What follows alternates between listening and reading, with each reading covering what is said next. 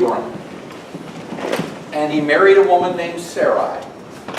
And God will change their names to Abraham and Sarah. And their names will have meaning, like most names have, though we don't always live up to the expectations of others when they name us. I always wondered if Alexander the Great had a child, would he have been Alexander the Greater? I just wonder about that.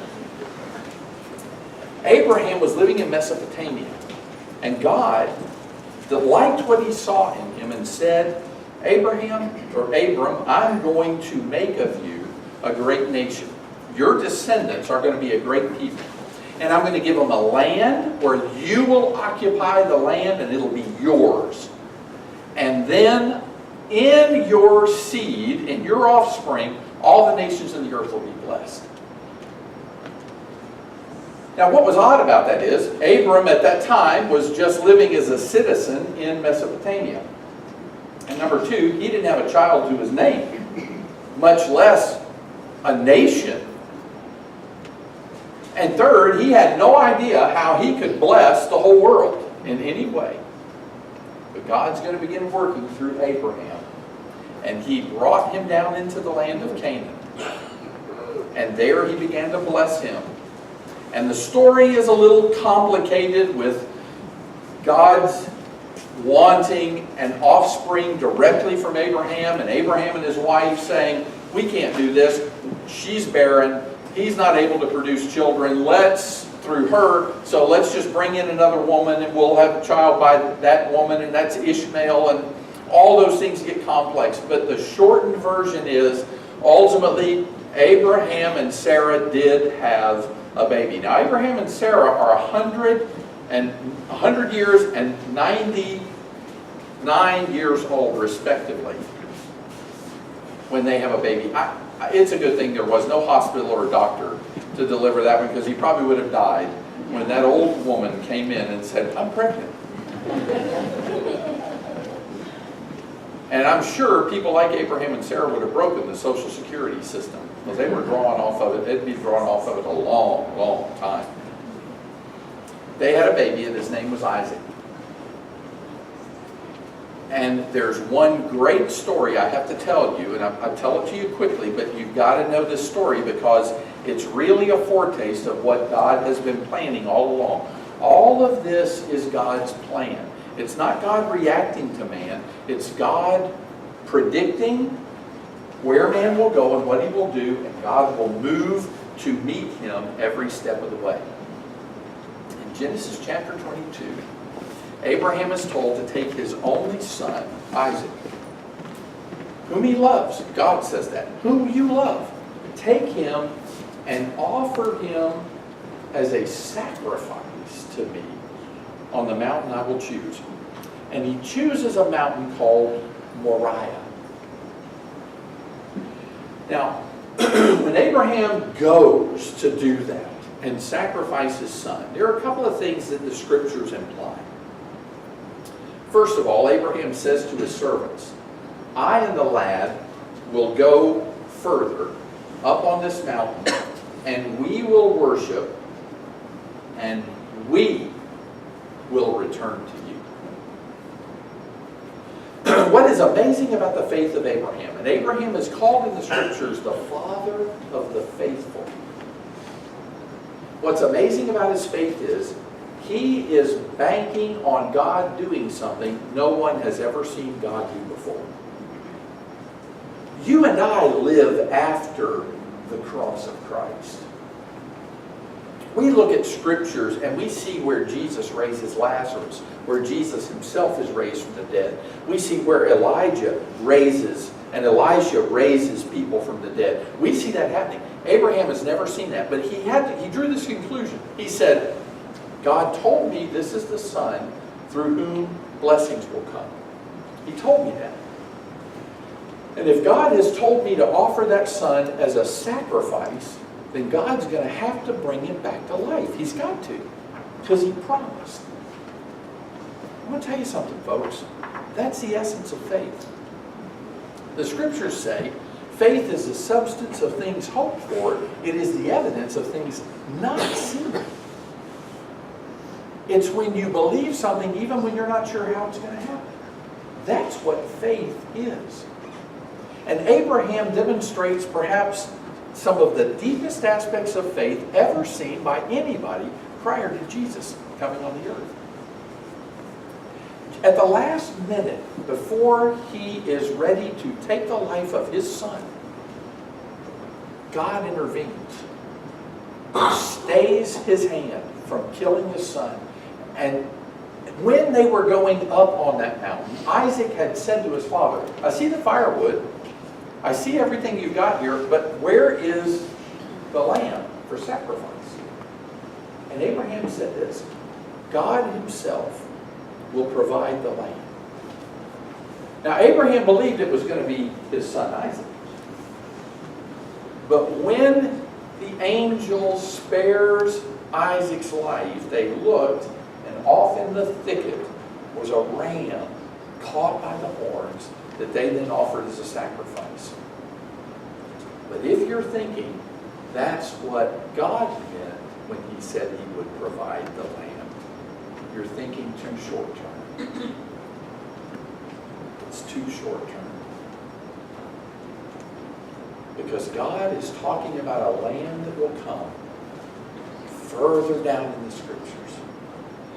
The Lamb of God who takes away the sin of the world. That's who God was referring to. So Abraham and Isaac, and then Isaac has Jacob, and Jacob has 12 sons by 4 different women. You know, it's hard for me to imagine that. I'm kind of like the child that was asked in the Bible class. The teacher said, does anybody know what verse in the Bible tells us that it's not right for a man to have more wives than one? And one little boy raised his hand and he said, yes, do you know? He said, yes, no man can serve 2 masters. Well, I don't know about the 2 masters, but I think having multiple wives or multiple husbands creates real problems. And it's never seen better than in the life of Jacob, who marries Leah and Rachel, and then has children by Leah, and then children by Rachel's concubine, and then children by Leah's concubine, and then Leah checks back in and has 2 more, and finally Rachel has the last 2, and let's call it quits. We got an even dozen, plus 1 girl. And of those sons, one of them is much loved by his father. And his name is Joseph. And the story of Joseph ends the book of Genesis as his brothers, in their jealousy, sell him as a slave into Egypt. But Joseph doesn't give up. He keeps his faith toward God, and he works in the household of Potiphar in Egypt, then gets thrown in jail, and he's languishing in jail, and then finally people remember this guy interprets dreams. And Pharaoh has bad dreams. And when Joseph interprets them, he becomes second in command in the land of Egypt. And then the famine hits back in the land of Canaan. And the people in Canaan say, let's go to Egypt and get food, because there's food in Egypt. And the brothers of Joseph are reunited with their long-lost brother, who demonstrates, if Abraham demonstrates some of the greatest faith in the Scriptures, Joseph demonstrates the greatest streak of mercy and forgiveness you and I could imagine. He forgives his brothers for what they did to him. And then he says, all y'all come on down. Let's live in Egypt as a family. And his aged father Jacob comes, and they're reunited. And it's a great reunion. And they live in the land of Goshen, not knowing the nightmare of Israel is about to begin. We're going to pick up that part of the story tomorrow night. Now let me suggest to you a couple of lessons that I think are really important for us in the book of Genesis, and we'll close with this. First of all, I told you, God keeps saying it was good, it was good, it was good. Why? I think he's telling us something. He's saying, when I gave it to you, it was all good.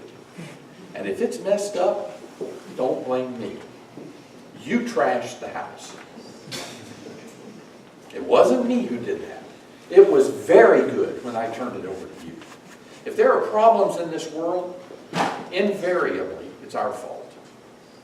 And that's what sin is. And that's why we need to deal with it. Because man sins, he needs a superhero to redeem him. One of the curses that was placed on Eve was that her seed, her offspring, and the offspring of Satan would war with each other, and that her seed would prevail. That's a promise that a superhero is coming. He doesn't wear a cape. He bears the image of God, and it's unadulterated by sin.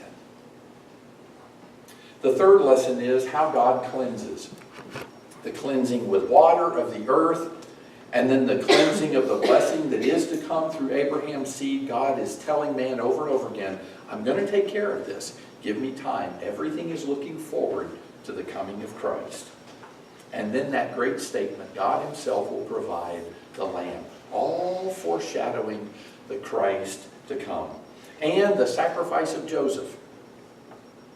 Joseph is sacrificed in Egypt, but it ultimately results in his family being redeemed from the famine that is to come. God will provide the Redeemer to lead his people out. The last thing Joseph said at the end of Genesis was, when I die, chapter 50, when I die, I want you to mummify my body, but don't put me in the ground. I want you to save my body, because we're coming out of this place, and I want to go home. I want you to take my bones back to Canaan. And that was the hope Israel always held, even in their slavery, that somehow, somewhere, sometime, God was going to provide a Redeemer. And that will happen in the book of Exodus when we pick up the story tomorrow night. Would you join me in a closing prayer, please?